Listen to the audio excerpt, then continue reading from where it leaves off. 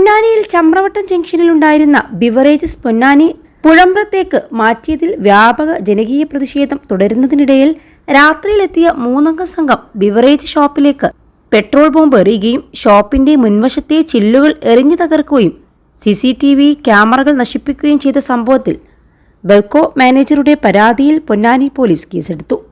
തുടർന്ന് നടന്ന അന്വേഷണത്തിലാണ് CCTV ദൃശ്യങ്ങൾ ശേഖരിച്ചും പരിസര പ്രദേശങ്ങളിലെ ആളുകളെ കേന്ദ്രീകരിച്ചും അന്വേഷണം നടത്തിയതിൽ സംഭവത്തിന് പിന്നിൽ പരിസരത്തെ താമസക്കാരായ പ്രായപൂർത്തിയാകാത്ത 3 പേരാണ് കൃത്യം നടത്തിയത് എന്ന് പോലീസ് കണ്ടെത്തിയത്. കൃത്യത്തിൽ കൂടുതൽ ആളുകളുണ്ടോ എന്നുള്ള കാര്യം പോലീസ് പരിശോധിച്ചു വരുന്നു.